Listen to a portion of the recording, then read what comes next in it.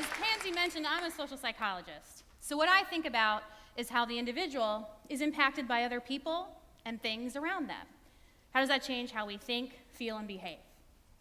When I first started thinking about owning our story, the first thing that automatically came to mind is that as a psychologist, I know categorically stories are important. They're the way we organize information. They help us remember information. A list of items presented as a list is harder to remember than a list of items presented as a rhyme or in a story. Okay? That's why attorneys use stories to tell the theory of the case, because it's easier for jurors to process them. So we know stories are important. They happen in every culture around the world. And additionally, if cave paintings depicting stories are any indication, they predated written language. So if stories are so important, the next question for me was, what happens if we don't actually own our own story? What if it doesn't belong to us any longer? Sometimes external forces can take our story, as Pansy mentioned. So for instance, maybe you've been in a work situation where a colleague took credit for your work. They stole your story. I don't know about you, but I've been with my husband so long that I now tell his stories as if they're my stories. She doesn't appreciate, but stories are important, right? But what if I told you that sometimes our stories are co-opted not by other people, but inside our own heads? I know that sounds a little strange, but I think by the end of my talk I'll have convinced you of it. In 2013, I saw a TED Talk by Caroline Heldman. It's called The Sexy Lie. If you haven't seen it, please write it down and see it immediately after you leave here today. It's fantastic. Heldman's work focuses on self-objectification. So you've all probably heard of the objectification of women in the culture generally, and in media specifically. This idea that women are seen more as sexual objects to be admired than as human beings. It's not hard to find examples of this. For instance, well, maybe.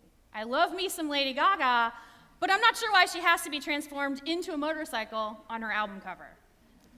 Similarly, this ad is purporting to sell me a handbag, but it's doing it on a table made of a woman. So in these two examples, women have literally become objects, and these are very in-your-face and explicit.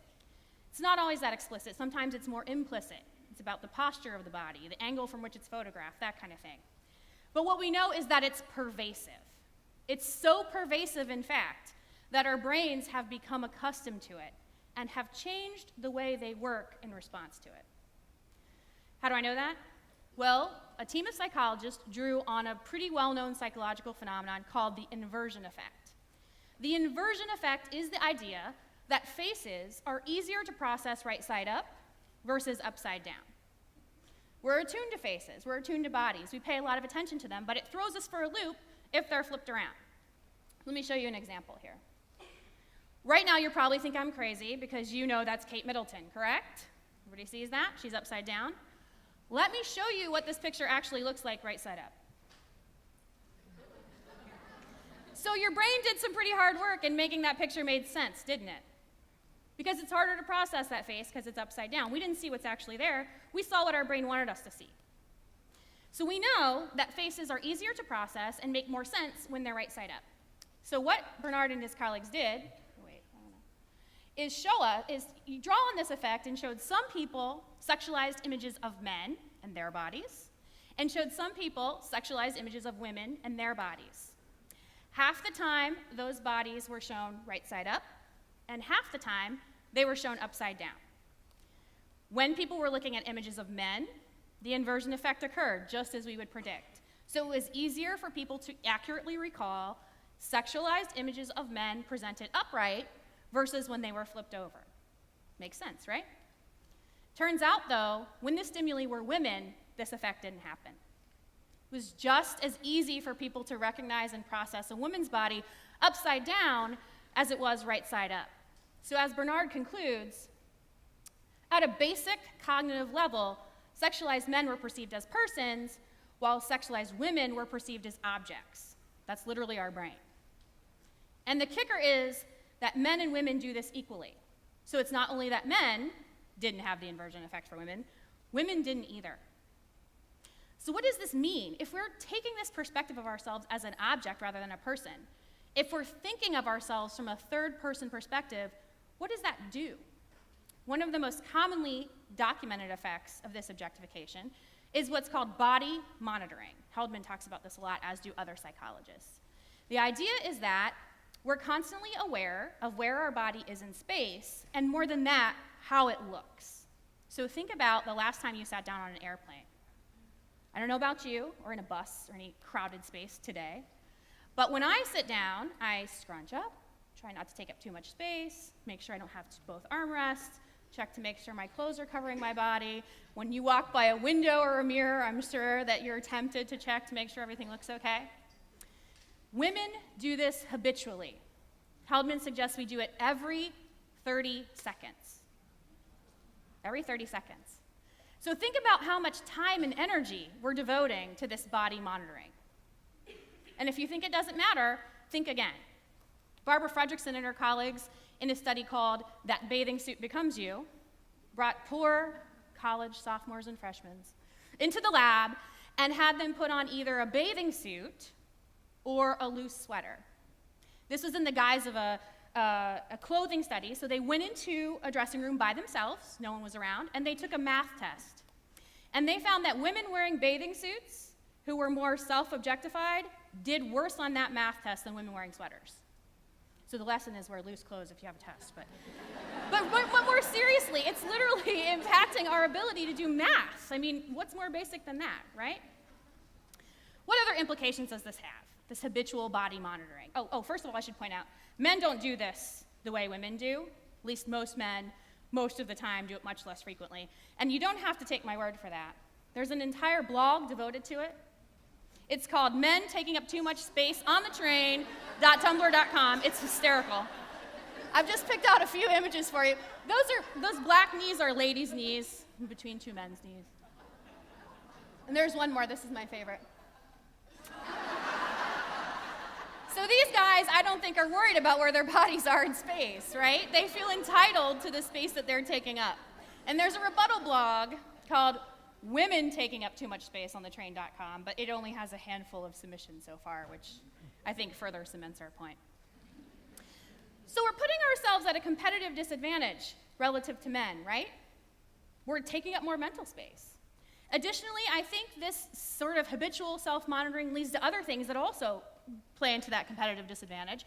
For instance, women have been shown to apologize more. We apologize all the time. Somebody just apologized to me backstage for walking beside me. We apologize all the time. Women are known to do that more than men, and I think one reason this is because we're taking this third-party perspective. We're thinking about how we look in a situation and where our body is, and we're more likely to notice something we think we should apologize for. Sometimes those apologies also become habitual, so sometimes we speak with the end of our sentences coming up, like we're sorry or asking a question to enter a conversation, instead of speaking declaratively. That makes us look less self-confident, right? Brings our competency into question. I think this might also help explain why we're so hard on other women. So think about the mommy wars, right? Doesn't matter what you do, you're not going to be right. I think it's easier to judge women if we're thinking of them more as objects than as people. It's easier to not have empathy for them. What else does this do?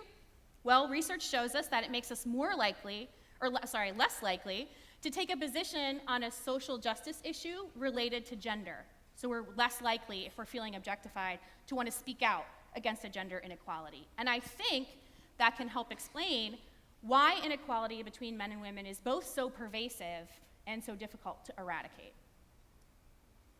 Finally, I think we need to think about what we can do to get rid of these effects. So we know these things are happening. The other thing it causes us to do is opt out, right? So women will not do activities that they want to do because they're afraid of how they might look doing them. I love the idea of ziplining, the idea of my body in a harness above other people's heads, not quite so much. So we know that women do this, that they opt out of activities they want to do for fear of looking silly or being embarrassed or not looking hot. Further, we know that girls peak at this at about 8 or 9, right before puberty. That's when they really start taking in this message that they're more objects than people. And coincidentally, middle school is when women also opt out of science and technology and math classes. I think this might have something to do with the STEM gap that we see between men and women. So what do we do? What do we do now? I told you all this. They don't call me the fun police for nothing. You'll notice it. You'll notice yourself doing it. You'll notice your sisters and your moms and your daughters doing it. You'll see it. So the first thing is what we've done today, which is become aware of it, right? We're all conscious of it now, and we can try to consciously fight back, but that's a really tall order, as I have discovered when prepping my talk this last week. The other things we can do is try to consume healthier media, but again, a tall order. Almost all media in the United States objectifies women. It's hard to find healthy sources of media. If you can, grab them. What can an individual woman do, though, to try to get past this? I think we can own our own stories by owning our own bodies, by literally re-embodying ourselves. So anything that makes us more in tune to our internal sensations will help. We know that objectified women are less in tune to their feelings and to even feelings like hunger. They're less in tune to internal states. So things like mindfulness exercises and yoga, which hopefully we will have more time for if we stop habitually body monitoring. Additionally, I think we just need to focus on what our bodies do for us instead of how our bodies look doing it.